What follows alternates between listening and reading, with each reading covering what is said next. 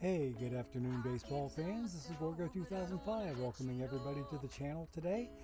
We're not expecting very many to be in here today, at least for a little while anyhow, because Tay Sweegie is holding court right now, and he is going to be supposedly raiding me in a little bit. It's usually the other way around on Saturdays, but he had to switch his Saturday stream that normally I would raid into him after I'm done on Saturday. He's planning on raiding into me today. So I'm not expecting very many to be here until the time of the raid, and then we'll have us a nice little shooting match when it comes down to our 25K Perfect Point giveaway that we'll do towards the end of the stream today. That you'll need to be present for because you can't win unless you are here to enter the giveaway. So anyway, what we're doing today is we're going to take a look at all three of our teams. One of them in a playoff push. Two others we will do postseason postmortems on them. And then we will do a little bit slightly different twist to the historical challenge that I'll tell you more about in a bit. But one of the reasons of doing this, I'm doing this little twist of fate in the historical simulation, is that the 1984 Tigers, our returning champs, they are getting up in years a little bit, having been a 1984 team. They asked for a week off. So we decided we're going to put a little playoff into effect today, and we'll tell you more about that when it comes time for us to actually go to play the historical simulation. But I think it's going to be an intriguing matchup that you're going to want to stick around and catch. I know I can't wait to see how this one goes. So anyway, before we get too much further into yakking and not enough into baseball, let's go ahead and get into the game and see what is going on with my teams. Okay, here we go. Oops, I need to get a connection here to the game. Hang on just a moment. There we go. Alrighty. I am now on team number 3. And I'm looking at their postseason because they are still active in the postseason. They are going to be promoted to silver next season. And it appears that we are remaining undefeated in the postseason. But we'll come back and visit this team later. I really didn't mean to start here. I should have paid attention to my own pre-stream notes here that I would have wanted to start on my main team. But anyway, while we're here, let me go ahead and spam another Ace of Iron tournament. We'll come back and take a look at these postseason juggernauts that have already earned a promotion to silver. We will take a look at them last. And then we'll do our historical simulation, and then we'll do our giveaway. Okay, so let's take a look at the Flames first. And here we go. Password for this account. Okay, all right. I have already picked up 5 drops today from the Fluffy Kitty Ninja Show. And I also have 5 packs from a tournament second place. I have had 7 straight tournament pack placements, but no wins. I had 6 placements yesterday. I had 2 second places and 4 semifinal losses. So that amounted to 22 packs there. The 4 semifinal losses were 3 packs each. That was 12 packs. And the two finals losses, or the 2 second places, were 5 packs each. So 10 plus 12 is 22. Plus I had 10 drops. That gave me 32 packs yesterday, of which 8 of them were opened. So that left me with 24 in storage for today. Now, I'm sitting on 34 right now. You can see this number right here. And let's see, if you can't have trouble seeing the number, I can do this to maybe bring it to your attention. Right about there is where you're going to see the 34. So I have 5 Twitch drops already today. I'll pick up another 5 tonight when DishNet goes to do the Perfect League World Series. So that'll give me 10 plus the 5 that I already have from that tournament second place. That'll give me a minimum of 15 for today, which is not too bad. I'd like to still do better, and I still have plenty of time today in which to accomplish that. But anyway, this particular outfit did not get so lucky when it came to postseason play. Now I need to get rid of that arrow and get my cursor control back so that when I do a left click, I actually get a left click instead of an arrow or a dot. Okay, so let's go in and we'll examine things. On my main team, the Flames in Diamond 371. Anytime now game, here we go, I think. Okay, I ended the series, or ended the season with a win, and apparently my good buddy in Discord, that would be, hang on a second, I've got to go back and take a look at it because it's been a while. Where is he? Where is he? There we go. Dave with his Peninsula Whips was dependent upon me winning this last game against the Idaho Sage Hens. That last game win allowed his Peninsula Whips to sneak ahead of the Sage Hens for the first and apparently only time of the season that he needed to do so, because it was on the very last game to win a division. Okay? Dave's Peninsula Whips won their division by 1 game over those Sage Hens that I beat in that last game, and that allowed him to take the division title instead. And he was only ahead of them for 1 game, or for 1 particular day, and that day happened to be the very last day. What can I say?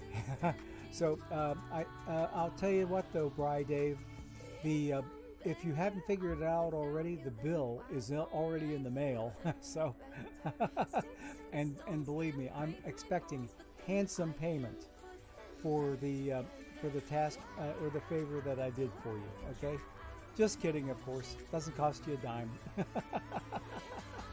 But anyway, so we ended up with a win here, but it wasn't enough to see us through. And here's what the sad tale of the league looked like. If we look at our league standings, first off, I need to move this thing over here, which you can't see, but I still got to move it. Okay, so right there is where the Sage Hens got knocked down to second place in their division by 1 game, and Dave and his Peninsula Whips took the division on the very last day of the season. That's the only time they ever led in the division, was on the last day, and that's when it really counts. So what I ended up with over here in the NC Central, I got eliminated very, very late. It turns out I was only 3 games, if we look down here at the bottom, only 3 games out of the wild card, and I can maybe zoom on it a little bit, that I was only 3 games out of the wild card down here, and that meant that it was a very, very late elimination from playoffs. But my both of my teams that were in the division with me, I need to hang on a second, let me back up. Let's get out of that. The Yakima Apple Sox, who I'd been fighting along with the Huntsville Stars, I was trying to beat both those guys to try to get a playoff spot, but I wasn't successful in doing so. Both of them made it. Huntsville is owned by Griner MB, who, if not in the chat right now, may be eventually. Griner MB took the division by 2 games over Davy Digi's Yakima Apple Sox. And as such, they get to play on in the postseason. Here is Benny the Kid's Dab City Yeet. Benny the Kid is otherwise known to us here in Twitch as Your Kidneys. None other than Your Kidneys. It has the Dab City Yeet. and they, I believe, are still active in the postseason. They had the #1 seed in the entire conference, so they earned a playoff bye to begin with, and we will take a look at them in just a little bit. The GK Cogs, who are owned by Doom OG, and I really have no idea who that is. Story Master, my music's a little loud. Let me try turning it down a little bit. Hang on a second, please. It's sitting on 3%. That's about as soft as I can get it and still hear it myself. Okay, I had the music on a little loud to begin with, but I turned it back once I got into the game here. Okay, that is once I got out of the countdown screen. Okay. Also, MW Norris is in. Let me take a look at that chat again. Where'd it go? Where'd it go? I had it and I lost it. Okay, whoops. There's my first ad break, and I'm probably going to have to take it a little easy here because I've lost my visibility to my screen. Let me get back to here and let's go to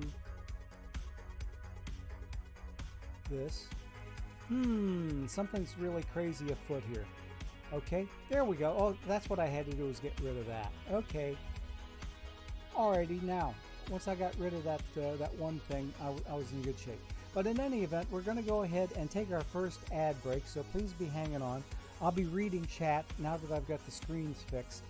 I'll be reading chat and catching up on things, and we will come back to take a look at the Diamond 371 League to see how they're doing with their playoffs and looking at the teams that we're familiar with and the ones who beat us out for playoff spots. So here we go with our first ad break, and we will see you in just a few, okay? Take care.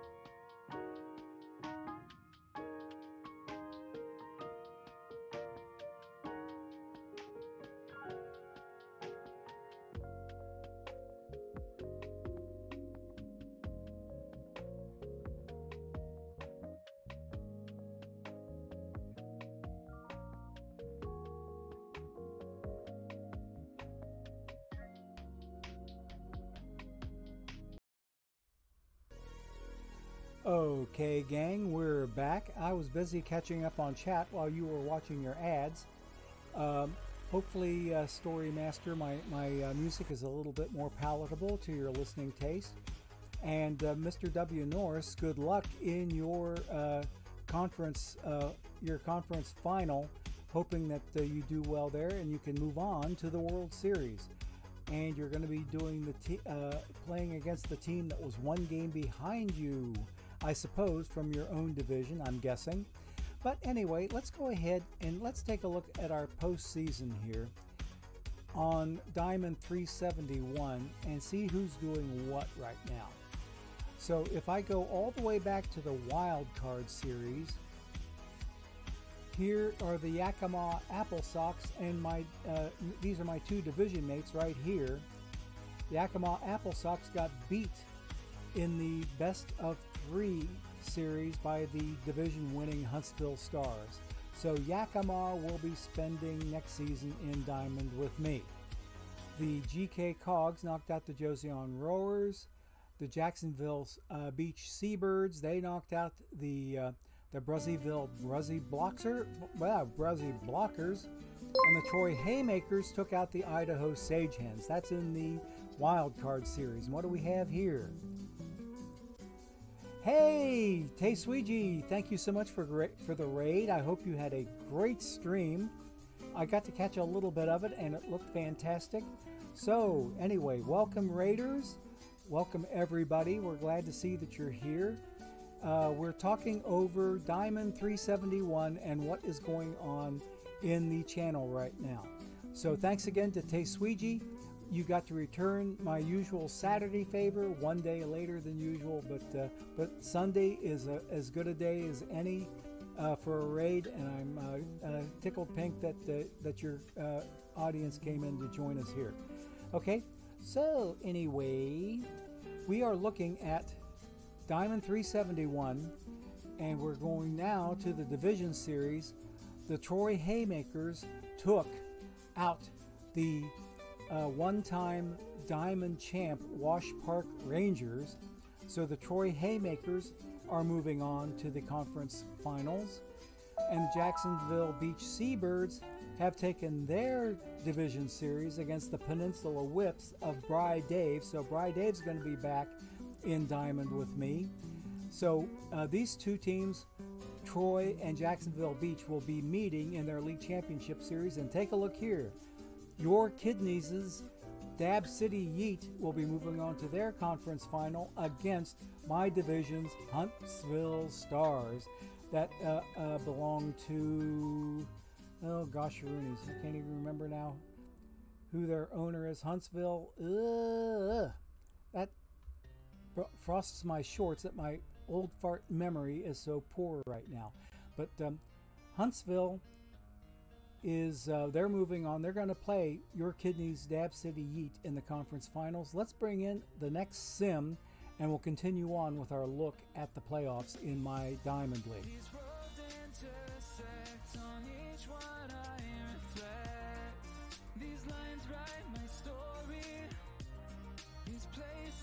Right, there we go. Huntsville is owned by Griner MB. I should have remembered that, but you know how old fart memories get. It doesn't always work out to the best of advantages.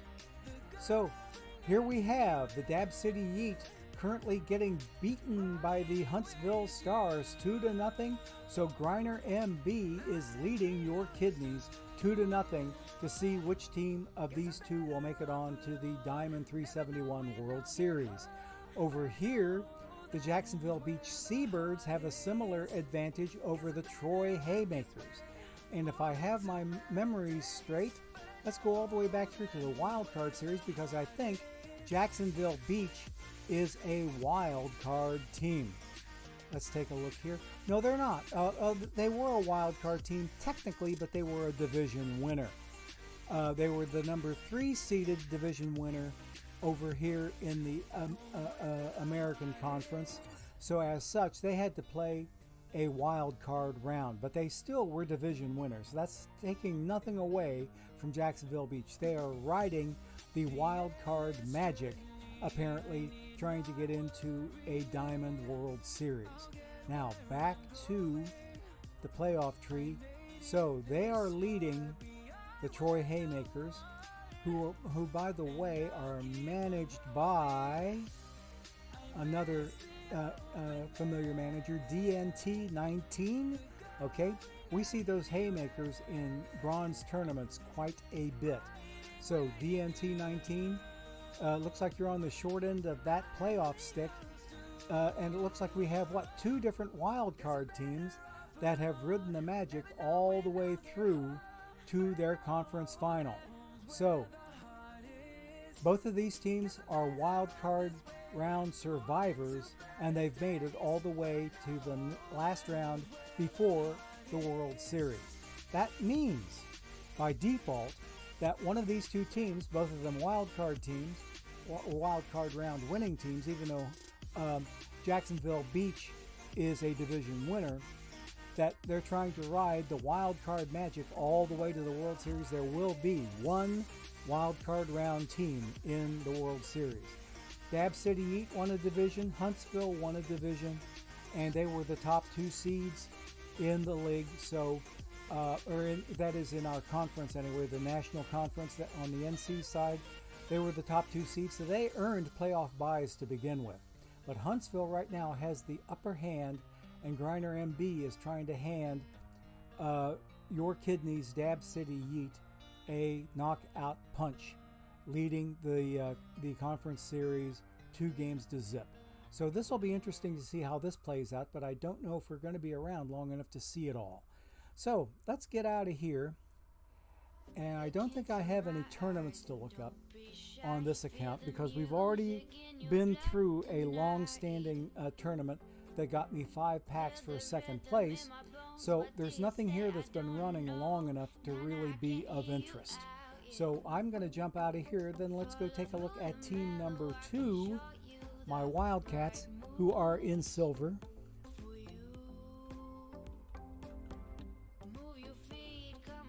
Okay, here we go.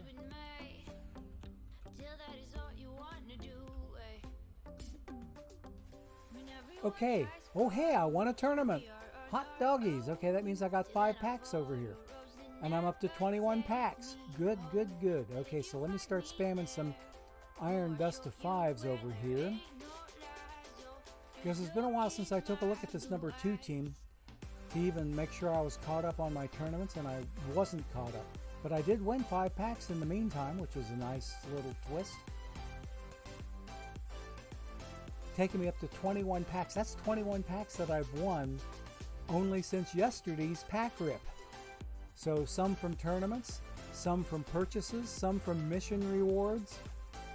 We know that where some of those mission rewards came from, like these 4 right here, they came from me finishing out the live series missions. That I finally got that last blasted Houston Astros live card that I needed to sign Henry Aaron and Charles Bender to my Wildcats team. The paperwork had been written up long ago. I'd been waiting to draw that last card. So, okay.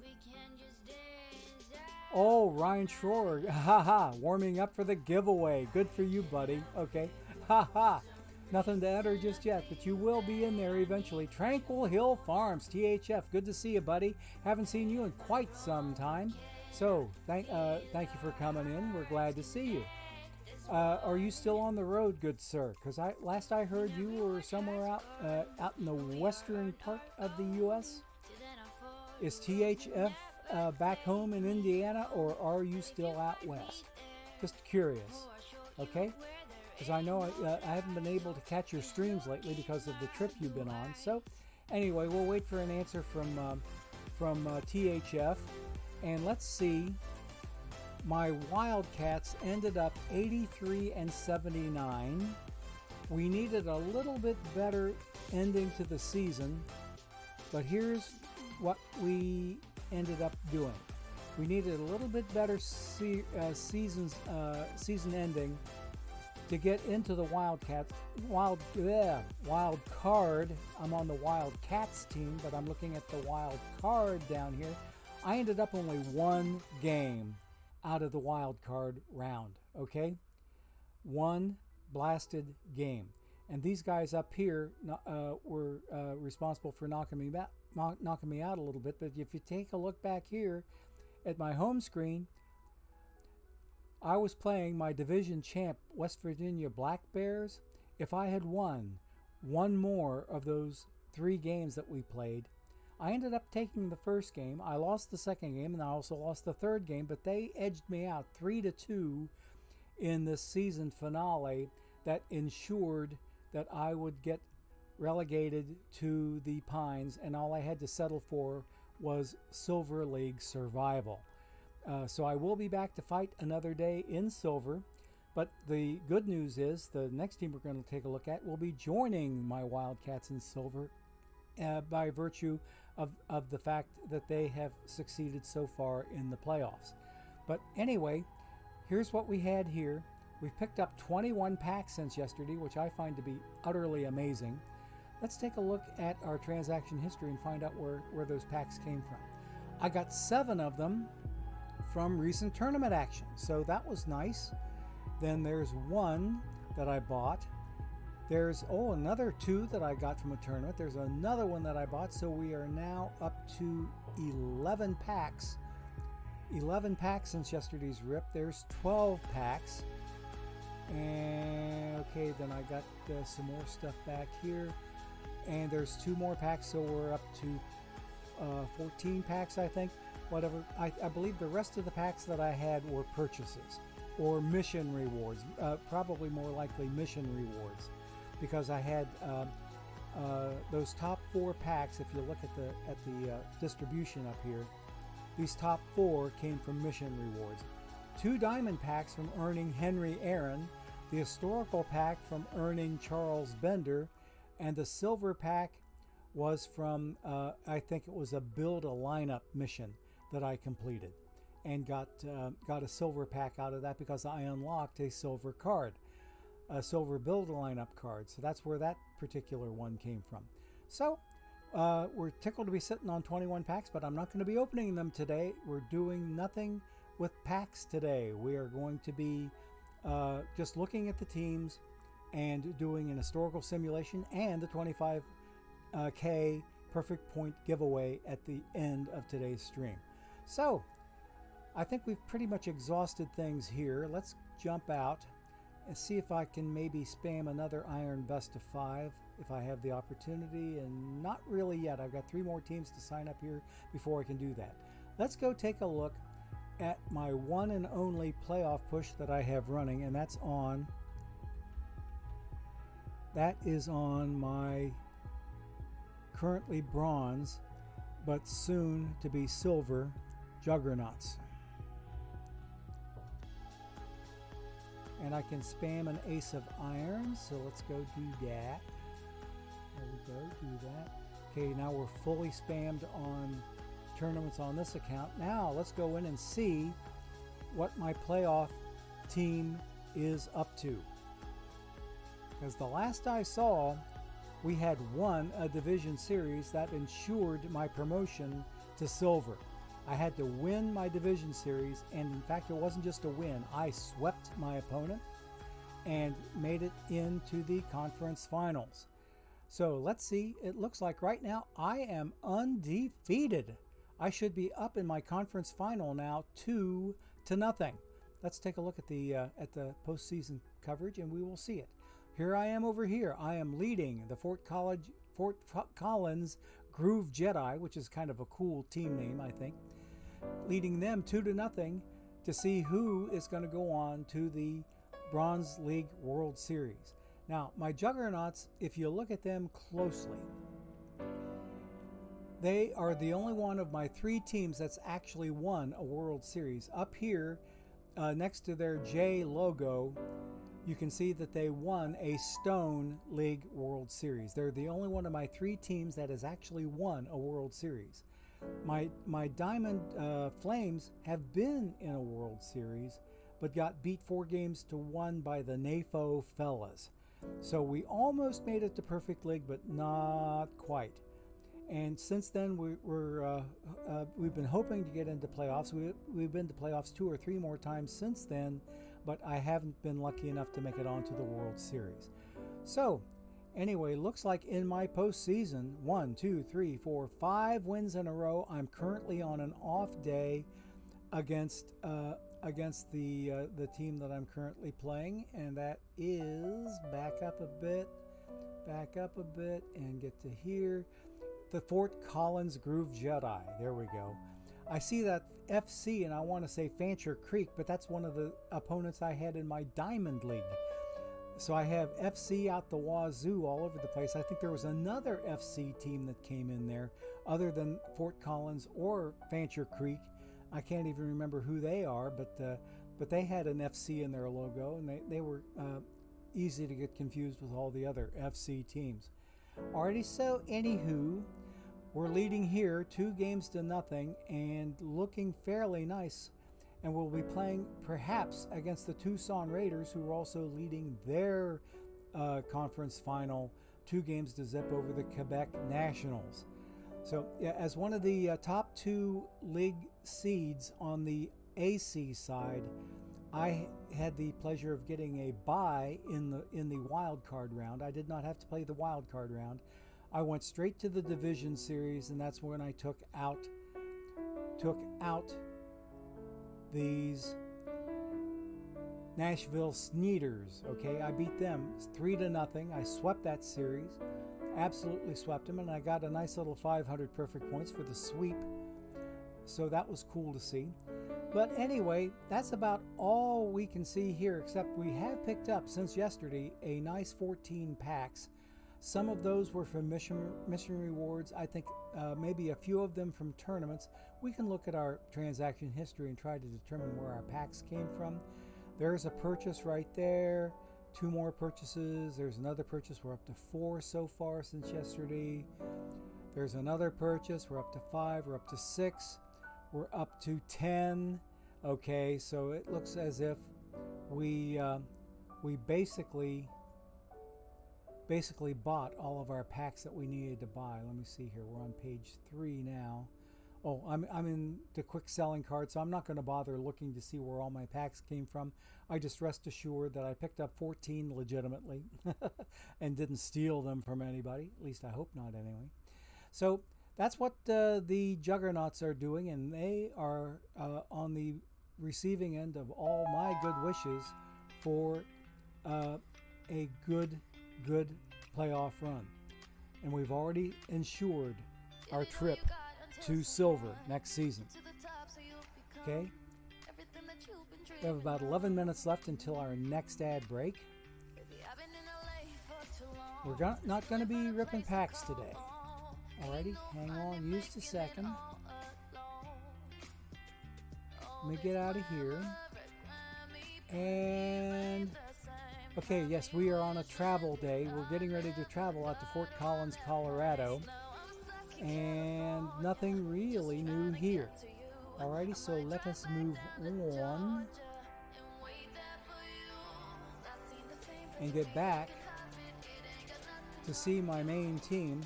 Maybe I can spam a tournament, or maybe I'm full up on Ace of Iron. I think I am full up on Ace of Iron. Let me go back to my number 2 team first, because I'm pretty sure I'll be able to spam another Iron Dust of 5 on them before we go back and start our historical simulation with our 2 surprise teams today. I already explained that, and I'll explain it again once we get this business taken care of here. Yes, I do need to spam another Iron Best of 5, so let's do that. Done. And how many more do I have to wait for? Okay, I've got 10 more teams to sign up, so I can easily leave this one and we'll come back to it later. So let's go to the main team, because this is where I like to run my historical simulations, is up here. Okay, I do need to spam an Ace of Bronze here, so let's get to that. Okay, now here's what is going on with our historical simulations today. I had fun working this one out in my feeble little mind, because I did get a special request. I got an email from the management of the 1984 Detroit Tigers. Old Sparky Anderson called me from beyond the grave and asked for a week off for his boys, because they're getting up in years themselves. They could use a little bit of a break, so they asked for the week off. And I was glad to give it to them once I figured out a suitable replacement. And what we're going to do today is a little bit of a playoff, that the winner of this series will go on to play the 1984 defending champ Detroit Tigers, who have now won 2 World Series in a row to return as defending champs. But let's go in and see who our 2 playoff teams are going to be today in this new World Series. And I had fun looking this one up. I had so much fun looking this one up. The visiting team is going to be the one that won their World Series the most recently. And let's see if you can figure out who I'm talking about here. I want to get to 2005 plus, modern times, okay? And I want to get to 2016, and we are going to choose the curse-breaking 2016 Cubs. They beat the curse of the Billy Goat. And in case you need some history on the curse of the Billy Goat, okay? Okay, iron winner, chicken dinner. Ah ha ha. Okay, so 2016 Cubs. Yep. We are doing the 16 curse-breaking Cubs today. The curse of the Billy Goat went all the way back, and I need to get to, I've got a little side screen here that you can't see. The curse of the Billy Goat went back to 1945. It was a curse that was placed on the Cubs by some guy named William Sianis, S-I-A-N-I-S. Back then, you were allowed to bring pets to the stadium, and he brought his pet Billy Goat with him. But the only problem was the Billy Goat was bothering some other customers. They complained to management, and the ushers escorted Sianis and his Billy Goat out of the ballpark. But on the way out, he was reported to have put a curse on the team. You're never going to win another one. And sure enough, they didn't win any more World Series until 2016 when they beat the curse of the Billy Goat. Okay, so now you might have an idea who my next team is going to be. Okay, do we have any idea who the next team is going to be? Because they were the first ones to beat a curse. Okay, who would have been the first ones to, in the modern era here, or in the relatively modern era, to have beaten another curse? Let's go to a little bit before the modern era. We're going to the power years. Okay, and we're going to pick the very, very last one of the power years. Okay, do you know who we're talking about? Yep, Madden Mask has it. The next curse beater, the 2004 Boston Red Sox, who beat the curse of the Bambino. Okay, the curse of the Bambino went all the way back to 1918. It was 86 years between World Series championships for these Red Sox. What was the curse they had? The curse of the Bambino that was supposedly brought on them because the owner of the Red Sox at the time sold Babe Ruth to the Yankees. Okay? So that curse of the Bambino lasted for 86 blasted years. They came close in 1975, but my 75 Reds took that Game 7 and that World Series away from the Red Sox that year. But they did make it in 2004, and we have two different curse-breaking teams playing for the right to go on and play the 1984 Detroit Tigers. I'm excited for this series. I've been kind of playing this one around a little bit, but yes, another curse of the goat there, Cubs fan, but different connotation for goat. Greatest of all time versus an actual goat. Yep. So we are going to have us a nice little fun series. The 2016 Cubs against the 2004 Boston Red Sox.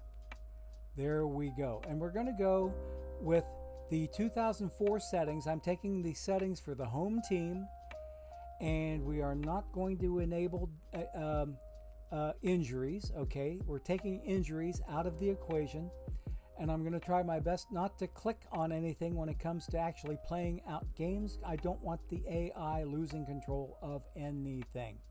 Okay, so let's go ahead and get started with this. I think this one's going to be fun to follow. Myself, I can't wait. Two curse-breaking franchises fighting each other for the right to move on and play another legendary team. Alrighty. Anytime now, game, you can give it to me. I know this part takes a while. I just have to learn to teach myself patience. I remember one of my favorite serenity prayers. Lord, grant me patience right now. Okay, the series is set up. Alrighty, so we are ready, I think, to move on. And we're going to simulate until we get to a point where things can start to get interesting and we can actually play out a game. So for right now, the 2016 Cubs are going to put up Kyle Hendricks, who had one hell of a season. He went 16-8 that season. But look who he's facing. Curt Schilling, who had an even better season at 21-6. He had a kind of a ho-hum season before that with the Arizona Diamondbacks. But look at what he did the season before. In 2002, he went 23-7. This is the Bloody Sox season, as I recall, where Curt Schilling lasted through an ankle injury where he got bloodied up a little bit. He worked his way through that injury and actually continued to pitch with a bloodied up sock. So I also considered this to be Bloody Sox, Curt Schilling, and the year of all that stuff. But anyway, Kyle Hendricks and Curt Schilling in game number 1's matchup. Let's see who emerges victorious from this one, okay? Oh, wait. Okay, we'll go ahead and simulate it, then we'll come back and look at the box score, because by the time we're ready to look at the box score, it'll be ad break time.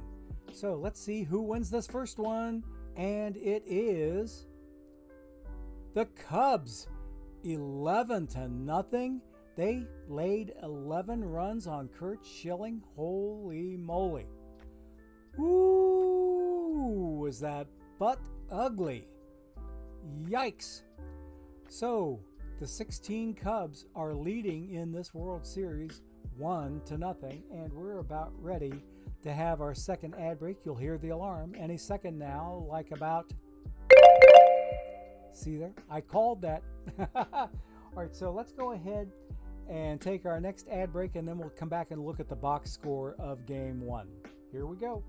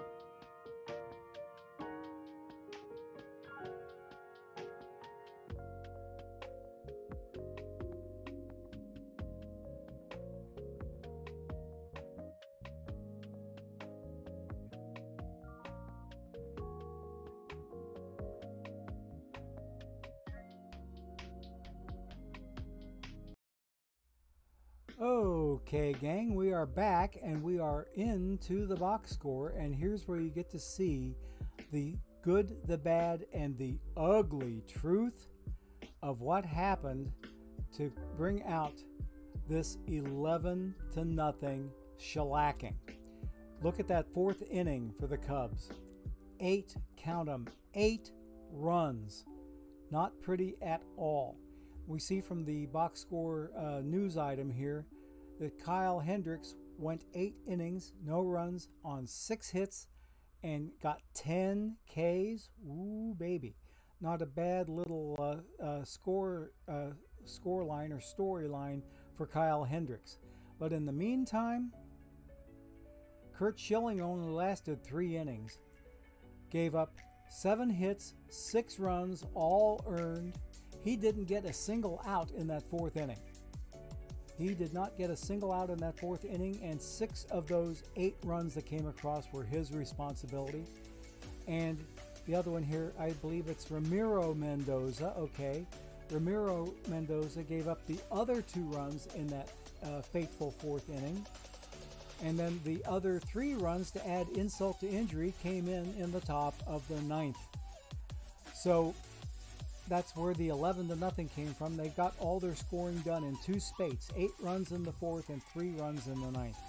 Let's take a look at the game log and go straight to the top of the 4th and find out how in blue blazes they got out of there with 8 runs. Okay, haha, there you go. Ben Zobrist on a 1-ball count or 2-ball count hits a solo shot out to right field. Okay, so Ben Zobrist is, I believe, oh, he's a switch hitter, so against the righty Schilling, he would have been batting lefty. So that's how the ball, it wasn't an opposite field shot, it was a pull shot down the line in right field. So he hit that one out. Next guy up, Anthony Rizzo, gets a single on a liner.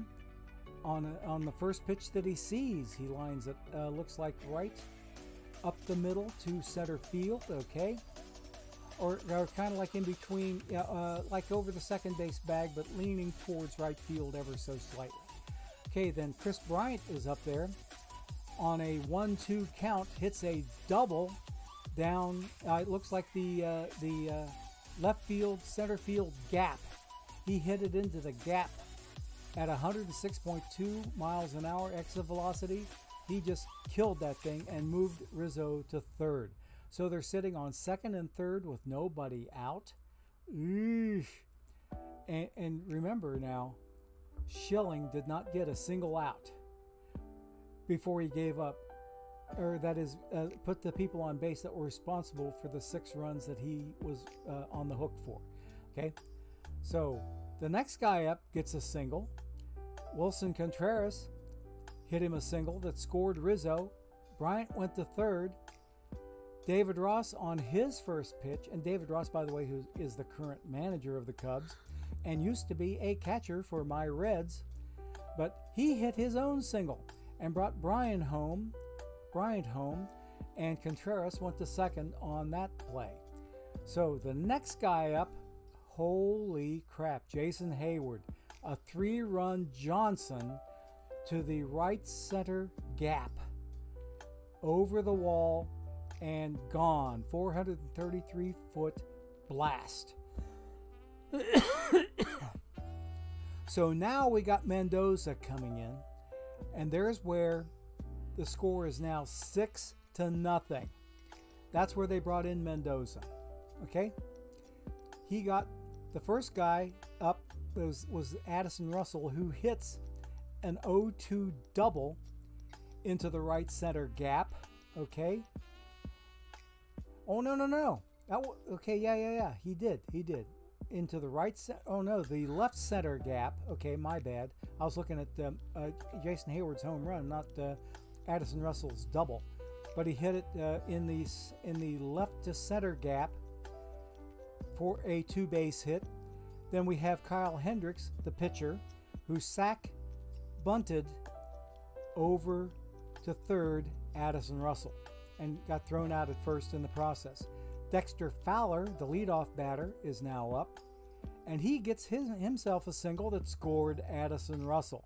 So there's the first one of the 2 runs that Mendoza gave up, and there's still only 1 out. Oh, here's 2 outs. Ben Zobrist, after they bat around, he was the guy who led off the inning.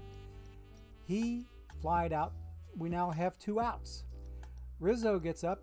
He hits a single, moves Fowler over to second, and Fowler ends up going to third on the throw, or on the no throw from the center fielder, and he's now at third base, and we're at first and third with 2 outs now. Next guy up, Chris Bryant, he gets his own single that moves Fowler to the plate. Wilson Contreras finally hits a fly out to right field. So there's where all 8 of those pile-on runs came from. They batted around and then some. They batted around and had another 3 batters come to the plate. So they sent 10, 11, 12, 13 batters to the plate in the 4th inning. Holy cripes. What a mess for the Red Sox. No wonder they came out on the short end of that stick. So anyway, we've pretty much worn out game 1. let's see what we can do in game number 2. And I can give you a fair warning too. I don't have to run away for a kitchen trip because I've already got my supper in the crock pot. It's the pork roast again with the mushroom gravy, and we're ready to go and ready to rock and roll on that. So all I have to do is just go out and finish it up, finish preparing the gravy, and we're ready to eat. My wife's going to work on the side dishes. Okay, game number 2. After we finish today, we are ready for game number 2 in Boston. John Lester, who had a 19-5 record for Chicago in that 2016 season, against, oh baby, 16-9 Pedro. Okay, 16-9 Pedro is going to pitch for the Red Sox. Okay, let us move on and simulate this one and see what happens here. And we have a tied series. Look at that slugfest, 15-12. Neither pitcher did worth a good tinker's damn in this one. Let's get the box score up and see where all the damage. Oh, look at the ups and downs in this series, or in this game. Woo, like a roller coaster it is. Okay, so final score 15-12. So the Cubs started out with a 2-0 lead. Then Boston comes back with 1 run in the 3rd and 4 runs in the 4th to take a 5-2 lead. Then 8-5 after the top of the 5th, 8-6 here, and then here it's 10-8, 11-8, 11-10, 15-10, 15-12. Holy crap, what a slugfest. Let's take a look at some of the top scoring here. We'll look at the 2 4-run innings for the Red Sox, and maybe 3 4-run innings for the Red Sox, because that's 12 of their 15 runs. And we'll look at 6 runs here from the top of the 5th for the Cubbies. Alrighty, so we will look at the game log and figure out where the damage was done. Okay?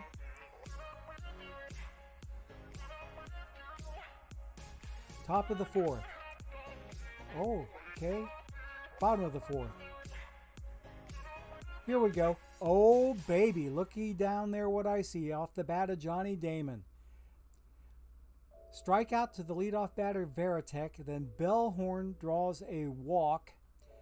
And here we have Orlando Cabrera at the plate that hits a double in the gap between left field and center, the left center gap, moves Bellhorn to 3rd, and then we have an intentional walk to load the bases up with 1 out.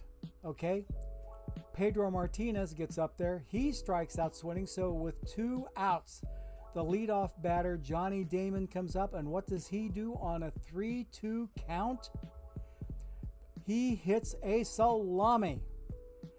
A salami out to right center. 112 exit velocity, 442 feet. Let's go Red Sox. Woo! Okay, and then they got the final out on a ground out to the shortstop. Nice little piece of baseball there. You love to see a grand slam, don't you? Okay, now we are going to look for... Okay, here we had some runs scored by Chicago in the top of the 5th. So we'll look at these runs coming up. So we have a leadoff double off the bat of Dexter Fowler, who hit it down the first base line. Okay, right down the first base line. He hits it and gets all the way to second base. We have a ground out from Ben Zobrist, and he hits it to 3rd, who holds the runner at 2nd, and he grounded out, so we now have 1 out. Okay, still Fowler on second base. So Rizzo is now up. He gets up and on a full count hits a single. looks like right past the shortstop, up to the middle of the infield, past the shortstop, and he is on first. Fowler is now on third, so we're first and third with one out. Rizzo ends up at second base here because of the base on balls issued to Chris Bryant.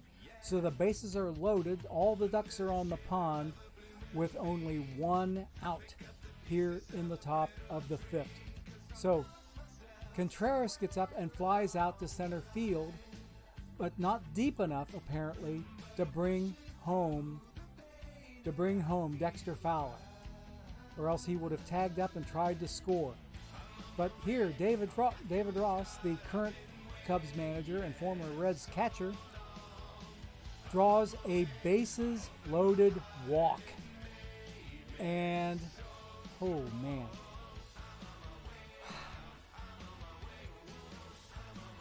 Yep, Pedro walked in a run. Okay? Pedro walked in a run. Alrighty, so, yeah.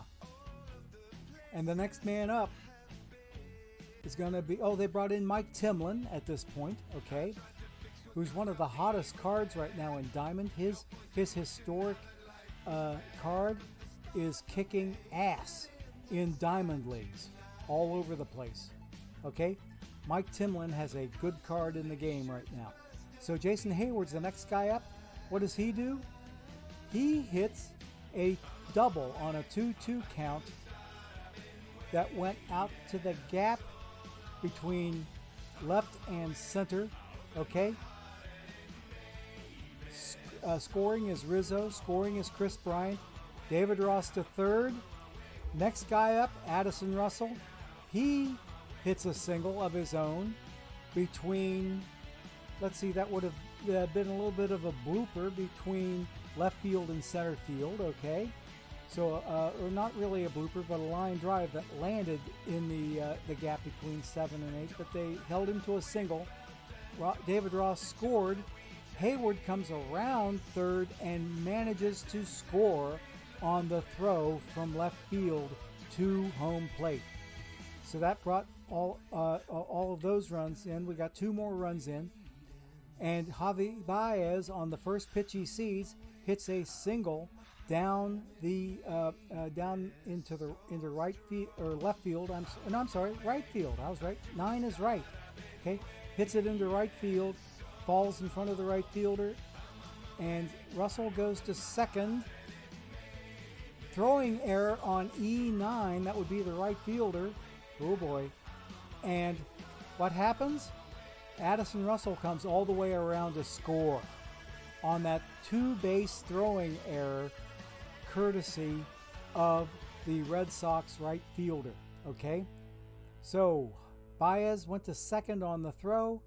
Next guy up hits a ground out to the second baseman, and that's it for the inning. So the score right now is Cubs 8, Red Sox 5, okay? Really, really ugly. Now, let's go ahead. I think in the bottom of the fifth, yes, bottom of the fifth, we had another run come in. It looks like Orlando Cabrera got him a single that scored Manny Ramirez, and the score is now 8-6 at this point. Top of the sixth, nothing really happened there. Bottom of the sixth, let's see. We have some scoring in the bottom of the sixth. This would be the Red Sox up to the plate, and they are losing right now by a score of 8-6. But this is the inning where they take the lead for good, I do believe. Bill Mueller gets up there, and he is the subject of I believe, a bronze tournament card that I use. Bill Mueller is a bronze third baseman that I have. I have a 3-headed third base monster that I have in my bronze tournament team. I've got Bill Mueller at third base. I've got Casey Blake also covering at third base, and I have Chipper Jones also a third baseman. But Chipper is my DH. He's a third baseman by trade, but in my tournament team, he's a DH. Mueller and Casey Blake make a great little platoon in third base, okay? So anyway, he leads off the bottom of the sixth with a single. And here we got a not a one out, but a 0 out walk that moves Dave Roberts on to first base, and Bill Muller goes on to second. Johnny Damon, the next guy up, the one who hit the grand slam earlier today, okay, he hits a double that scores Muller, and Roberts goes to third. So that's what, 5 ribbies already for Johnny Damon? If he is the star of the game, I don't know who should be. Okay, Trot Nixon's the next man up, and he draws a walk that loads the bases up with still only, let's see, do we have any outs yet? We don't have any outs yet, okay? No outs, no outs, no outs, no outs. Okay, so let's keep going. Bases loaded, nobody out. And here we got a fly ball from Poppy Ortiz that flies out to center field. The guy on third, which is Johnny Damon, he tags up and he scores on the throw. Trot Nixon goes to third on the throw, and that leaves Manny Ramirez on first. All right, next guy up is a walk that loads the bases again. Jason Varitek now on first, Manny Ramirez on second, Trot Nixon on third. Pedro Strop comes in to pitch for the Cubbies. Right, and now we got Mark Bellhorn coming in. He hits a single, and that gets another run home. Trot Nixon came home. The bases are still loaded, but not before Orlando Cabrera grounds into a game or an inning-ending double play, which brought home 4 more runs, and that put the Red Sox in the lead now, 10-8. Okay, I think that's enough looking at the detail here, because we know that the Red Sox managed to take the lead for good there, and they went on to win 15-12. I mean, like, they're just an absolute slugfest. Okay, let's finish today, and we'll do a travel day next.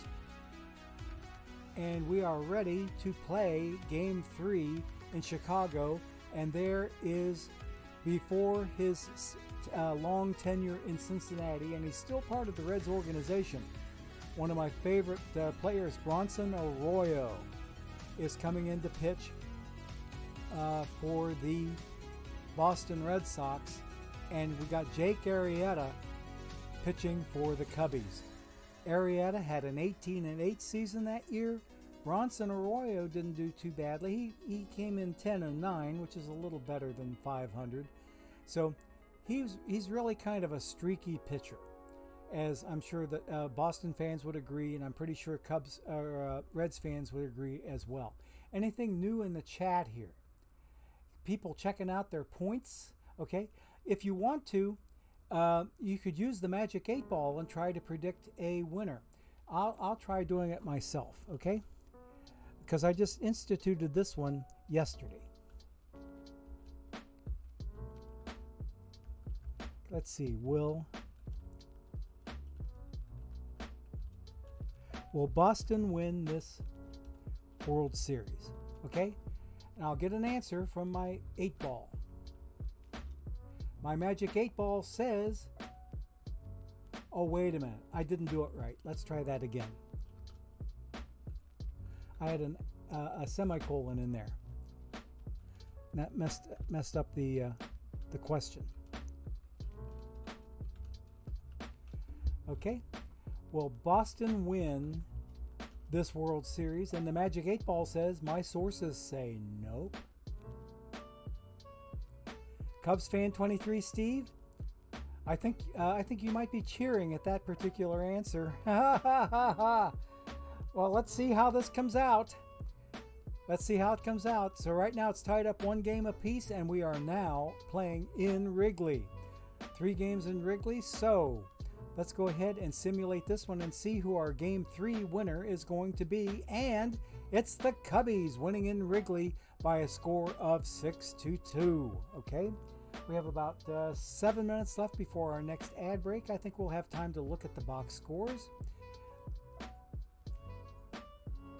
Okay, so let's see here. Jake Arrieta had a nice pitching performance. What's his pitching line look like down here? He went 6 innings, gave up 5 hits, 1 earned run, struck out 11. Look at that. Okay. Zastrinski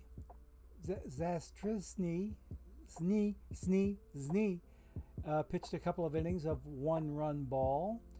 And Hector, yeah, I remembered his first name. Hector Rondon came in with 1 inning of mop-up work.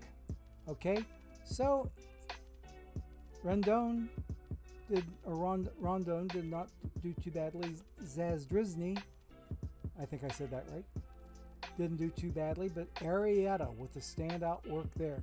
Bronson Arroyo gave up no earned runs, but all 6 runs scored off of him. None of them were earned. How many errors?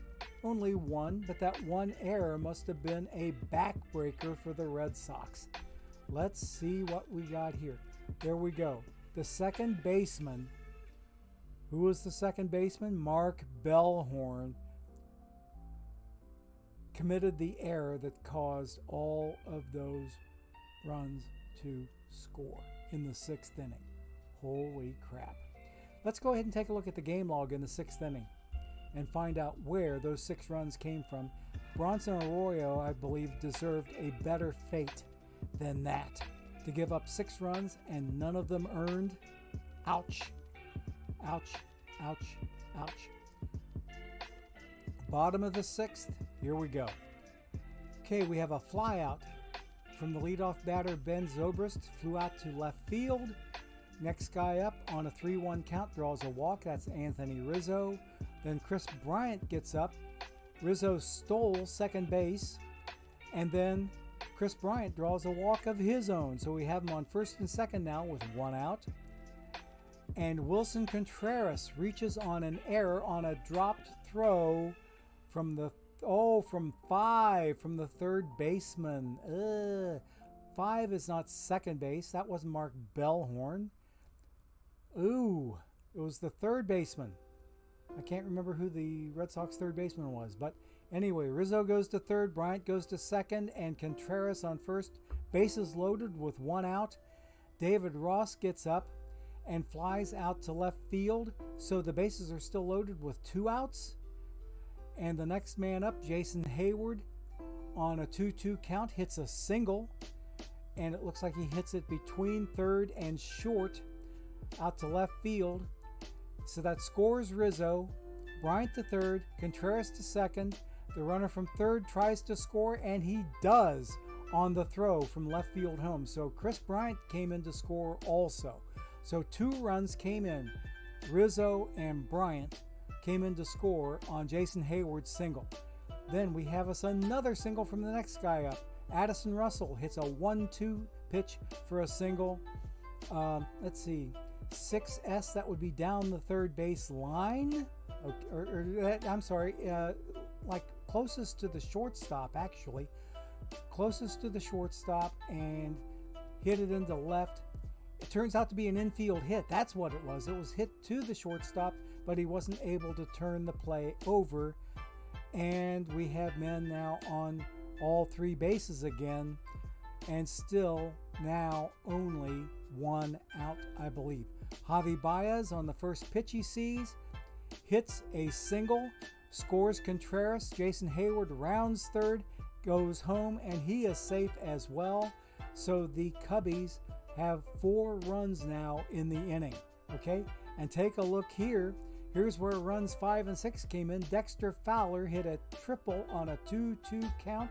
And you know what I do on those? Oh, baby, a triple! Oh, yeah! Dexter Fowler with a triple to clear the bases and bring home 2 more runs. And we now have a double switch. Terry Adams coming in to pitch. Kevin Youkilis, a local product, I might add.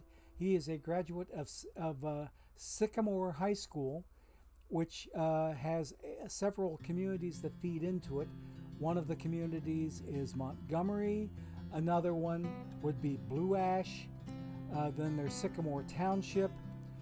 Those all feed into Sycamore High School, and Kevin Euclid was a graduate of Sycamore High School. Okay, so he's now at third base. Terry Adams pitching. Next guy up draws a walk, and then Rizzo strikes out swinging to end the inning, but not before the Cubbies put a 6 spot on the Boston Red Sox to really put on the hurt. 6-1. Those 6 runs were all that they needed, but not a single blasted one of those runs was earned.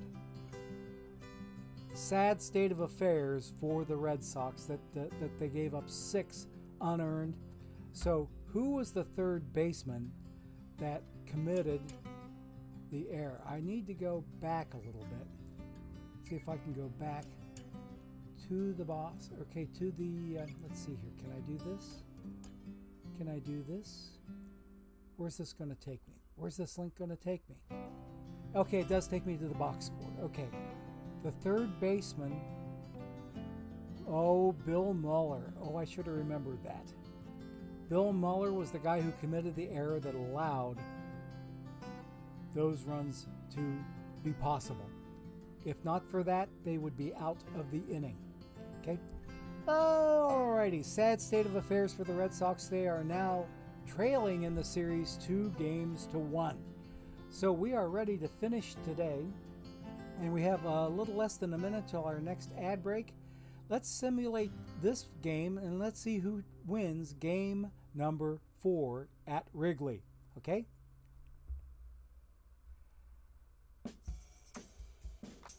And take a looky there.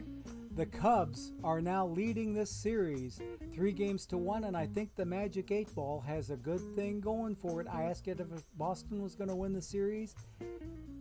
It was having its doubts. So it looks like Cubs fan 23, Steve, you ought to be cheering on that account. You should be liking that, okay? Haha. See, I knew you'd like that Magic 8 Ball answer, and you'll like this game 4 even better. We will play out game number 5 once we are done with our next ad break, which is the next to last one of the day. We will go ahead and take that ad break shortly, like right now. So be ready, folks. Ad break number 3 will be on the books. Time to get a drink of water or go take a leak or whatever you please.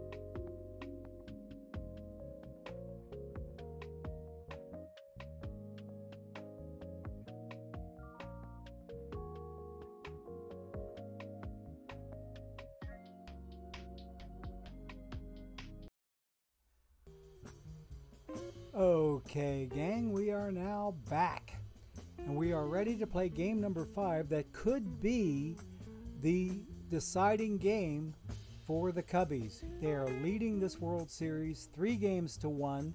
This is the last game to be played in Wrigley, and they're hoping that they don't have to send themselves off to play another game at Fenway.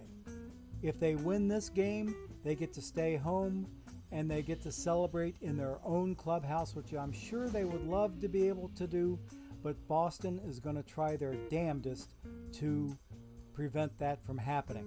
So we have a repeat of the Game 1 matchup. On the mound, Curt Schilling, he of the bloody sock, and Kyle Hendricks one more time. Kyle had one hell of a Game 1. Schilling, his Game 1 could have been better. So he's going to try to redeem himself in game number 5.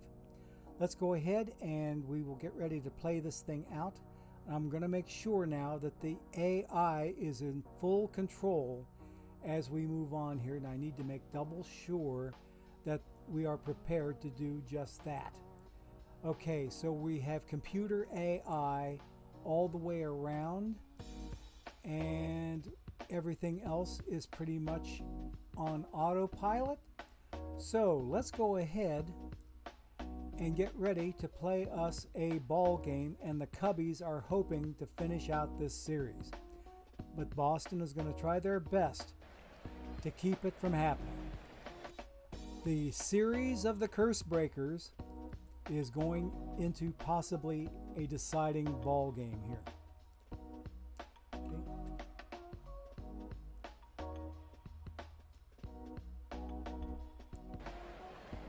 Okay, so here we are. Johnny Damon, leadoff batter, is up at the plate against Cubbies pitcher Kyle Hendricks. Johnny Damon has been a one-man wrecking crew for the Red Sox. In that last game that they won, the only one game that they won, he was responsible for 5 of their runs. He hit a grand slam and a double to knock in another run. So here we go, and on a 1-2 count, Johnny Damon will do something with this ball here. Okay. And it looks like he hits it to second base, and he throws out Johnny Damon for the first out of the inning. Okay. Next up at the plate is Kevin Millar against Kyle Hendricks. A little righty on righty action here. So here we go with a 1-strike count. Hits it to first base, who tosses it over to the pitcher covering first, and we have 2 men out now. Okay, so Manny Ramirez up for the Red Sox, and with a 1-2 count, he took it. Oh no, he didn't take it. He did swing at that. I missed the swinging animation. So that is a strikeout swinging for Manny Ramirez. So Boston is out in order, and we are going to the bottom of the first. Boston nothing, and the Cubbies coming up to the plate. Okay. So we have us Dexter Fowler leading off against righty Curt Schilling. A little lefty on righty action here.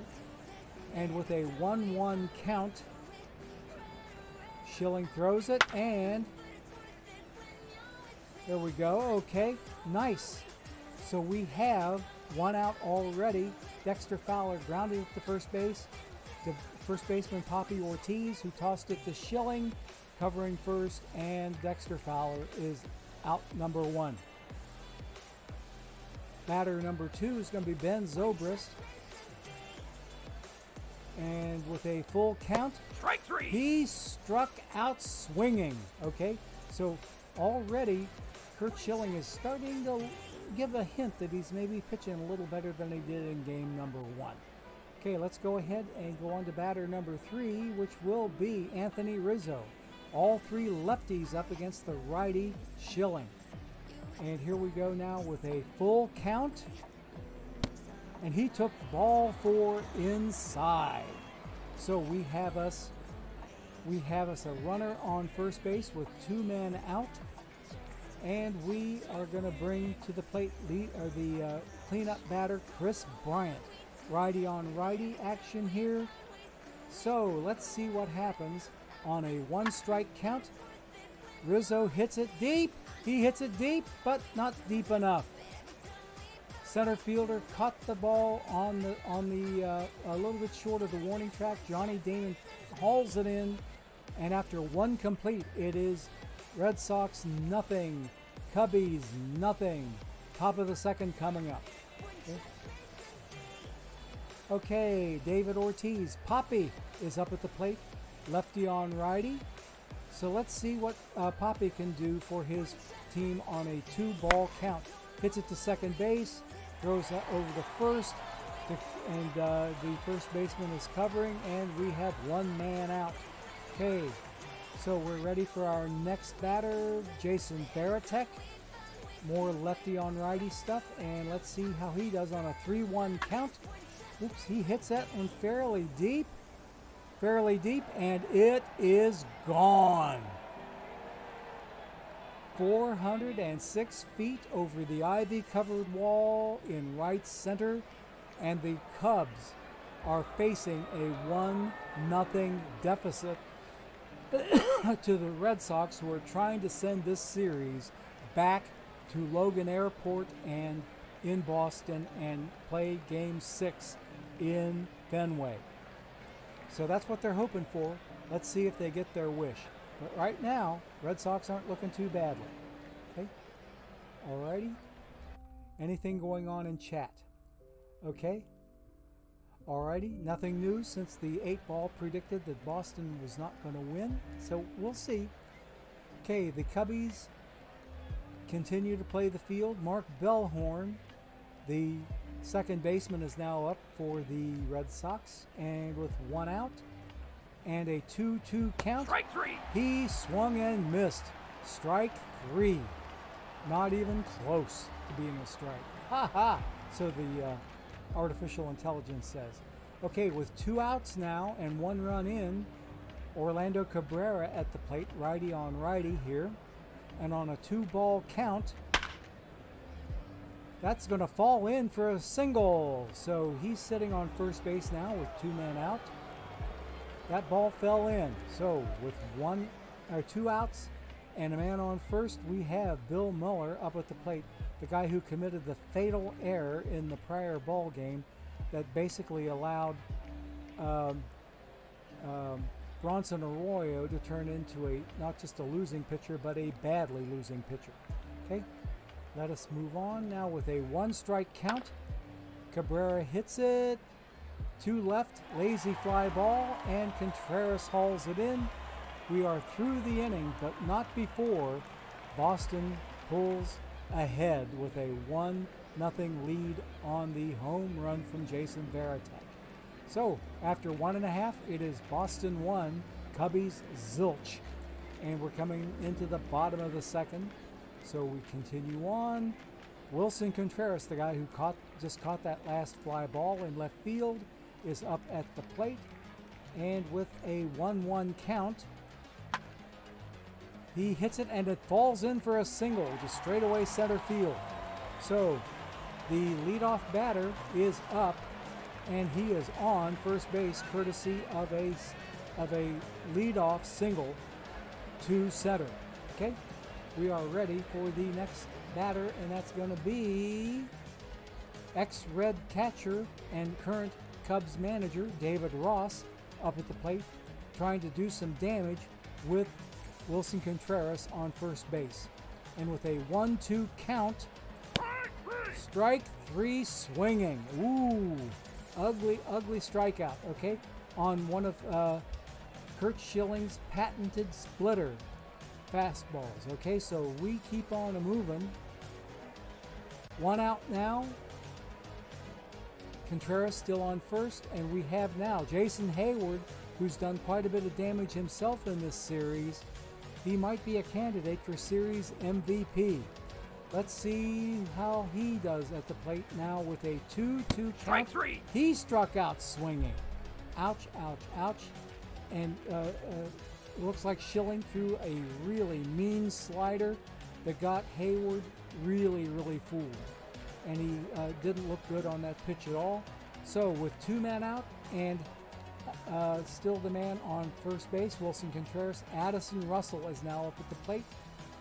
And what does he do now on the first pitch that he sees? Looks like a lazy fly ball to right field, and it gets hauled in, and the score still now, after 2 complete, is Red Sox 1, Cubbies nothing. Okay, top of the third coming up. And we have Curt Schilling, the pitcher. I wonder if by now he's got a bloody sock. I'm not sure if he has a bloody sock or not. But anyway, he is in there batting against Kyle Hendricks, and with a 2-strike count, Strike 3. struck him out swinging. Okay, so, and he went after a really bad pitch. Looked like it was a mile outside. Fooled Schilling. So, with 1 out, we continue on, and we're going to have us Johnny Damon, the leadoff position batter. And let's see, how many strikeouts do we have so far in this game? We have 3 strikeouts so far for Kyle Hendricks. He's got 3 Ks. So let's see if he continues his hot streak of strikeouts in this 3rd inning. So Johnny Damon's up at the plate, and on the first pitch he sees, hits it into right field past the diving first baseman. And that first baseman should be Rizzo. And yes, it is. And Johnny Damon is now on board. He is on first base with a 1-out single. The 3rd hit of the day for the Red Sox. Next batter is going to be Kevin Millar. And on the first pitch he sees, he hits it kind of a lazy fly ball to right field. There are now 2 men out. Damon's still on first. And we are going to bring up another batter who's going to be Manny Ramirez, the left fielder, okay? And on a 1-2 count, hits it again, and he gets a single of his own. It goes to right field. And going to third base on the throw was Johnny Damon, okay? I was starting to say Jason Hayward. Jason Hayward caught the relay and threw it to third, but Damon gets in there with a sliding safe call, and he is at third base now with 2 men out. So on first base we have Manny Ramirez and David Ortiz. Poppy is up at the plate. What's Poppy gonna do now? With the first pitch he sees, he hits it. Ooh, a turnaround back to the plate catch from the left fielder. So, Wilson Contreras had to chase that one down, but he pulls it in to retire the side. So after 2.5 innings, Boston threatens, but doesn't get anything. They had men at first and third with 2 outs, but Poppy just missed hitting one out to the opposite field. So after 2 innings complete, or no, I'm sorry, 2.5 innings, my bad, 2.5 innings, it's still 1-0 Boston. Okay. Next man up is going to be Kyle Hendricks, the pitcher. I don't know if he wanted to try to keep up with Curt Schilling and have his own little bloody sock. Who knows? Because the Cubs World Series win was 12 years after the Red Sox World Series win. So Kyle Hendricks may have been just a young shaver about the time that Curt Schilling had the bloody sock incident. But that's another story. So, nobody out. Leadoff batter is up, and on the first pitch he sees, hits it to second base, and he boots it. He boots it. And the man at first is safe. So Bellhorn muffs the ball, and the pitcher is on courtesy of a leadoff error from the second baseman Mark Bellhorn. Okay, so a man on first, nobody out, and Dexter Fowler's next up. So with a man on first, nobody out, and on a 2-2 count, he takes strike 3. Ooh, baby. So Curt Schilling has his 4th strikeout. Okay? So he's got a pretty decent little game going himself. Okay, so let's move on to the next batter, who's going to be Ben Zobrist. Ben Zobrist now with a little righty on lefty action here with 1 out, and Kyle Hendricks, the pitcher, on first base.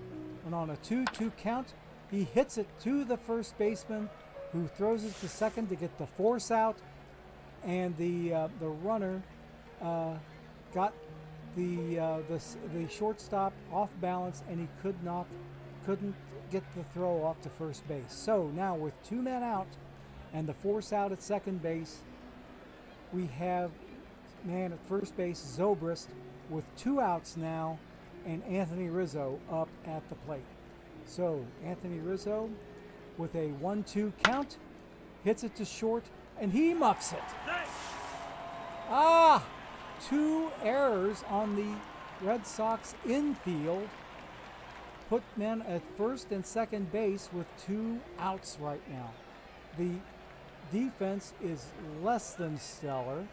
They're not looking good at all. The Boston manager is ready to pull out what little hair he has left. So men at first and second, 2 outs still, and here's dangerous Chris Bryant up at the plate. Let's see, what's he going to do now? On the first pitch that he sees, he hits it. And where does he hit it? He knocked it out of here. He got himself a 384-foot bomb to put the Cubbies up now 3-1, and they are in the driver's seat trying to bring home this simulated World Series between the 2016 Red Sox and the 2016 Cubs and the 2004 Boston Red Sox. Ooh, baby. He might have just written his name on the book for an MVP nod of his own. I was kind of thinking that not Chris Bryant, but not Dexter Fowler either, but Jason Hayward might have been in the lead, but Chris Bryant might have put himself in the MVP mention with that blast. Okay, we'll keep on moving. We have about 11 and a half minutes left till our next ad break. 2-man out. Curt Schilling is still the pitcher.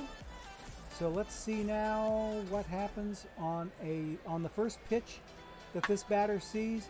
He hits it to center field, and he kind of got into it. And on the warning track, just shy of the ivy-colored wall, was the center fielder. Oh, baby. Johnny Damon pulled that baby in, and the Cubs are out of the inning, but Boston is scratching their heads, wondering how a 1-0 lead turned into a 3-1 deficit, just courtesy of a couple of muffed plays in the infield. All 3 of those runs had to have been unearned, okay? Not good at all. It's the same fate that befell Bronson Arroyo, and it looks like right now Curt Schilling is suffering the same sort of doom. But it's still early in the action. We're going into the top of the 4th. Cubs leading 3-1. Leadoff batter Jason Varitek is the first man up, and on a full count draws a leadoff walk. So he's on first now. And our next batter up is Mark Bellhorn. Yeesh.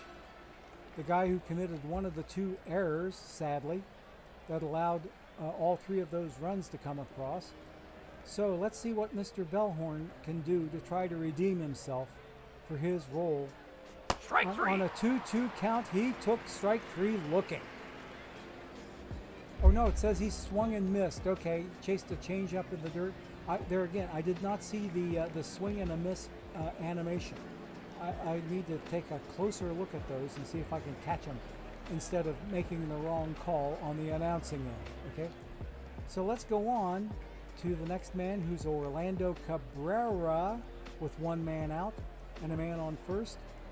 What's he do? Hits it straight on a line to center field, and Dexter Fowler cruised under it and got it.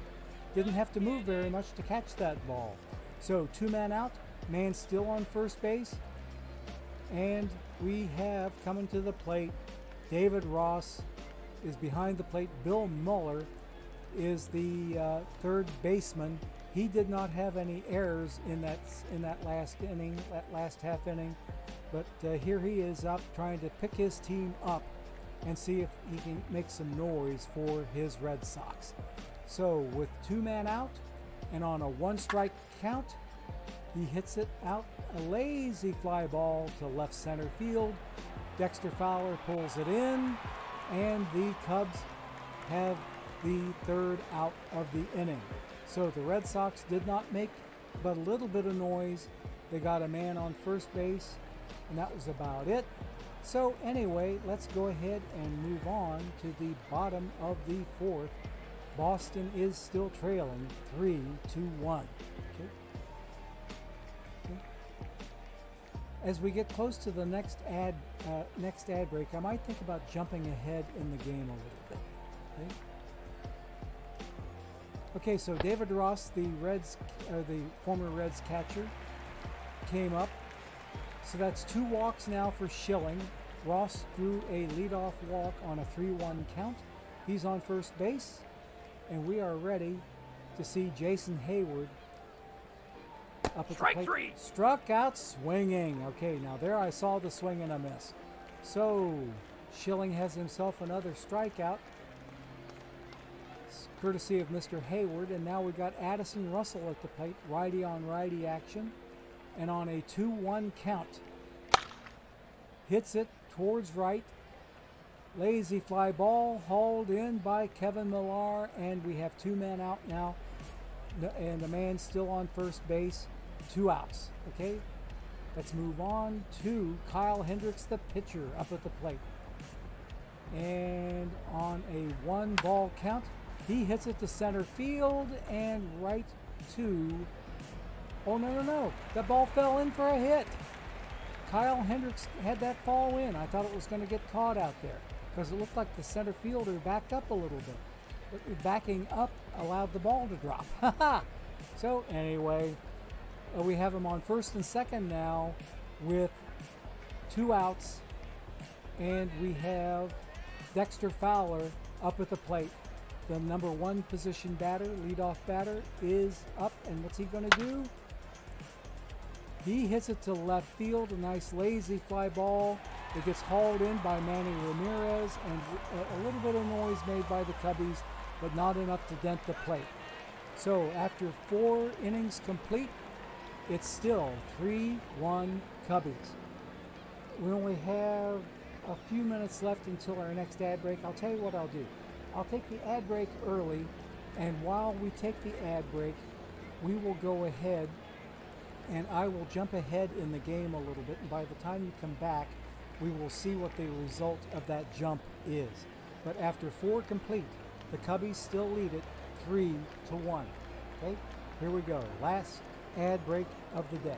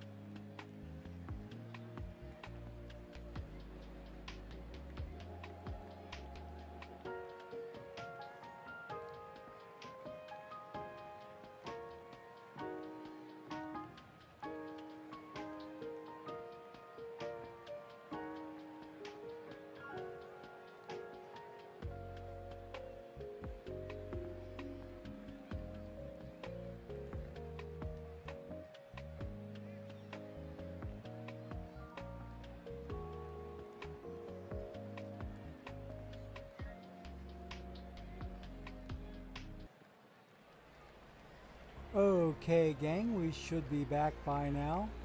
I'll double check. Okay, yes, I think, yeah, we are back. And Cubs fan 23 Steve will be absolutely tickled pink to see this result. We're now in the top of the 9th inning. Are you ready for this? Okay. Are you ready for this? Okay. Boston Red Sox, no. Oh, Boston Red Sox, no D. Ooh, Ozzy. Nice little dig there. Nice little dig. I like it. I love it. I want some more of it. Okay. The Cubs are on the verge of winning this World Series and celebrating in their own locker room. Okay. They are leading this game 7-1. We are now on the top of the 9th. And the Red Sox are down to their final 3 outs of the ball game and very possibly and most likely the series. Okay. So on the first pitch he sees from Zaz Grisney, and there's an out caught in right field. Jason Hayward has it on the first pitch thrown in the 9th inning. So there's 1 pitch, 1 out, and with the next man coming up to the plate, we have us Orlando Cabrera, the shortstop that committed the other error in that fateful inning that allowed all those runs to come across in the third. Okay, so let's see what he can do now on a 1-2 count. Strike three. Struck him out swinging, and the Cubs are only 1 out away from winning this here World Series and going on to play the 1984 Detroit Tigers in the next simulated World Series. Let's see now, Cubs fan 23 Steve, you got your fingers crossed and your eyes crossed and your elbows and knees and everything else, maybe even some toes if you're able to pull off that stuff. Okay, so last man up maybe? Let's see. Bill Mueller is up, and what's he going to do now? On the first pitch he sees, he hits it to third base, throws it across the infield, and the 2016 Chicago Cubs have won the World Series against the 2004 Boston Red Sox. Oh, baby, what a series. What a series. What a series. Okay, so we are ready to take a look at things here. We already know how the game went, okay? If I go back and look at the series itself, okay, let me look here. I want to look at, let's see now, okay, if I leave the game and come back to here, okay, I can finish the day. Yep, there you go. I kind of called that one. Jason Hayward was the World Series MVP because of all those gazillions of runs that he drove in over the course of the series. So let's see what he did. All he did was drive in 10 runs, folks, with 1 home run, 10 runs driven in. Johnny Damon didn't do too badly either for himself over here on this side of the ledger. He had 6 ribbies for the Red Sox, okay? So he didn't do too badly. He acquitted himself well. But Jason Hayward was the star of this World Series to the point where he got to take the car home. He won the prize for the 2016 Cubbies to make it to their locker room where you hear the usual celebration sounds of the champagne getting opened. I need some bubbly sounds in the background. I don't have any bubbly sounds. But over in the visitors' locker room, it doesn't sound so good. I think the Red Sox management is going to have a bill to pay for the damage to the Cubs visiting locker room. Ooh, ugly, ugly, ugly, ugly. So anyway, folks, we have us a series, okay? Maybe Hayward gave another speech, okay? And no rain delay speech. There you go. I love it, Ryan Shroyer. Good, good, good. Okay? Because the 84 Cubs should have played the Tigers. Nice. Okay? There you go. Ain't it great? Ain't it lovely? Ain't it great? Okay, so we have us a series for next week. We're going to have the 2016 Cubs against the 84 Tigers in the next historical simulation. So we'll go ahead and get out of here. We'll finish the day and leave the series and get back here to the main screen because we are about ready to have us a perfect point giveaway, but not before I take a look at a couple of things first. I need to spam another ace of bronze here, and then I want to go take a look at my juggernauts and see how they're doing with their playoff hunt to see if they're still in it. So I've done my spamming here. I'm going to skip team number 2. We're going to go straight to team number 3. And I'm keeping everything crossed for these guys that they are in a World Series, maybe even doing some action in that series. Let's see. I've got an ace of iron I need to spam first. 15 to 32. Okay, now let's go in. I want to see something nice for my juggernauts. I would love to see them win a bronze World Series trophy on their way up to silver. Their trip to silver is already assured.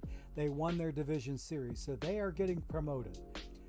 And they were ahead in their conference series 2-0. So let's see if they have made it to their World Series yet. Oh my. Oh my. Let's see what we got here. This looks like it's going to be interesting. We're still in the conference finals. We were ahead 2-0. Yeah, we were ahead 2-0, and we took Game 5 6-0 to move ahead 3-2. So we're not in the World Series yet, but we're holding a 3-2 advantage over the Fort Collins Groove Jedi. Still a damn cool team name. So we will be watching this one with interest as we move on past our appointed hour. And here we'll have a Game 7 to determine the World Series matchup from that side of the table. The Quebec Nationals and the Tucson Raiders tied up 3-3. They're going to a Game 7 to decide who is going to win that side of the table and move on to their part of the World Series. Okay, here's Game 6's sim. Did my Juggernauts win Game 6? Did we win Game 6? Did we win Game 6? We lost Game 6. We're going to have a Game 7 of our own. Yikes, yikes, and more yikes. Okay, let's go back to the postseason coverage, and the Quebec Nationals won their game. They won their game by a score of, oh, look at the excitement there, 8-7. Ooh, baby. What was the box score looking like in that one? Ooh, back and forth affair. Real back and forth affair, okay. But Quebec, they took it to 13 innings. 13 innings. After, get this, Tucson came back with 4 runs in the top of the 9th to send it to extras, and it went 4 more innings to the 13th before the Quebec Nationals pulled it in and walked it off with a bottom of the 13th win by a score of 8-7. Hank Aaron got hit by a pitch off of Roy Face. The bases were loaded. What a hell of a way to lose a ball game on a hit by pitch. What an incredible way to lose a ball game. Yikes. Holy moly. Good ball game there, but let's see if the Juggernauts can survive and make it to a World Series themselves. But they've got to win game number 7, and we got about 12 more minutes left before that, and that's not going to happen before we run out of time on this game. So, or that is on this stream, I should say. So let's jump back to here, and I think let's go ahead and go to our next screen in OBS here. I'm going to make OBS do the thing instead of the rest of it. Okay, I'm not going to the stream deck for this. The Morse code speech. I like it, Ryan Schroer. Real nice. Maybe. Well, anywho, what we're going to do here next is get ready to do our 25,000 perfect point giveaway, and I've got to get to the place here where I can do that giveaway. So bear with me, please. I went past it and didn't realize it. Here we go. Okay, now I'm here on Stream Elements. I need to go to this tab and go to giveaways, and I will get ready to copy and paste another giveaway. So here's how it's going to work, folks. The main prize today is going to be 25,000 perfect points going to one winner, and the way to enter is with exclamation point ticket without a number, or exclamation point enter without a number following it. If you put a number in following it, Stream Elements will kick you out, even though their chat bot will say put a number after the word ticket or after the word enter. Don't do it. Don't do it. Put no number after the word exclamation point ticket or exclamation point enter. Okay, exclamation point ticket or exclamation point enter without a number following it, and only do it once. Choose one or the other command, but don't do two commands. If you do two commands, it'll kick you out. If you put a number after the word ticket or enter, it'll kick you out. So don't do that if you want to have a good chance to win 25,000 perfect points, okay? So let's get ready to start this baby off. You will see the giveaway starting in chat, and you'll know when to start your entering of stuff, okay? Exclamation point enter, exclamation point ticket. One or the other, not both, only one, and no number afterwards, okay? Here we go. The giveaway is starting. Okay. The ticket will cost you 10 Gorgo points. Don't do ticket 1, do ticket nothing, okay? Or exclamation point enter with no number, okay? So far we have 4 people entered. There's 5 in there. You have to be present to win, so you have to be here right now to hit enter to tell me that you want to have a chance to win 25,000 perfect points. There's entrance number 7 and 8, 6, 7, and 8. Zoom, zoom, zoom. Number 9 is in. We're going to let this run for a couple of minutes before we call it off and draw a winner. We're up to 10 tickets now in. Okay. Callie Doom is in there. Tim Gross is in there. Twan LX2000 is in there. 12 entries so far. Looking good. About a minute and a half left. Take it from me, I've learned my lesson. She gave everything, she was such a blessing, but from day to day We're stopping on 12. I know we have more people in chat than that, because right now Twitch is telling me that there are 89 people in the chat right now. And only 12 of you? 12 of you have entered? 13? Only 13 have entered? We have about another minute left before the giveaway is closed.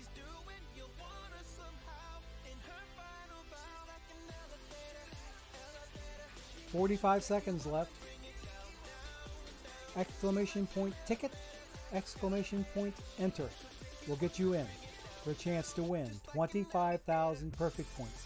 And while I'm thinking of it, what I'll do is once I'm done drawing a winner, I will need to get your OOTP manager name, your account name that you want the 25,000 perfect points to go to. And I need to have the correct capitalization, if at all possible, because the people helping me depend on that capitalization to credit the correct account. Okay? So I will be asking in the Twitch Whisper for the correct capitalization on the username, and we are done with 13 entries in. 13 entries in, the giveaway has come to a close. And we are ready to draw a winner out of the 13 that are in the hopper right now. And the winner is, are you ready?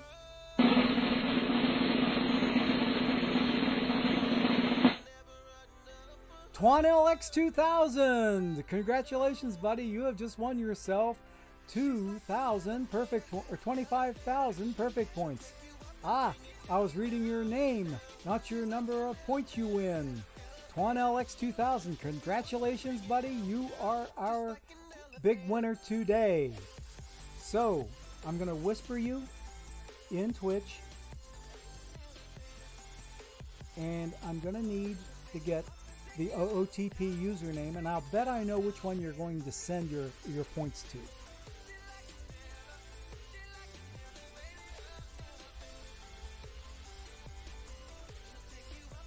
Okay? Alright, do you see the Twitch Whisper? In the upper right hand corner of the stream, just to the left of the circle with my smiling picture in it, just to the left of where it says get bits, TwanLX2000 spelled that way. Okay, I thought that was how you spelled it, and I'm not even going to bother verifying it because I've seen it often enough. I know it is correct. So TwanLX2000, thank you so much for entering. Thanks everybody for entering the contest. Special congrats to TwanLX2000 for the 25,000 perfect point win. Use those perfect points wisely and with not a little bit of tongue-in-cheek involved, but more than your share of fun. I hope you get a lot of enjoyment out of those perfect points. So 25K coming your way, and we're just about ready to call our quits for the day. Let me see. I need to do something else here, and we are done with the giveaway. And I need to get out of giveaways and get back up here to the dashboard and get ready to call it quits with you guys for today. I'm going to look around to see if I can find a channel that we can raid. Okay, let me look around a little bit and see if there are any other games in town, and if there are, I will be more than glad to ship you off to raid those channels. And it looks like, yes, Nershabanko, who provides drops, is running right now, so we are going to raid him. So please be on the lookout for that. I'm going to do a raid on Nershabanko. Okay, you ready? Here we go. So the raid is just now beginning, but in the meantime, Gorgo 2005 rounding third and heading for home. Have a great rest of the day, everybody. Enjoy your time over on Nershabanko's stream. Give him all the Gorgo love that you can, and we'll see everybody later. We will stream next on Wednesday at 3 p.m. Eastern Time. So thanks, as always, to everybody for spending time with the old fart.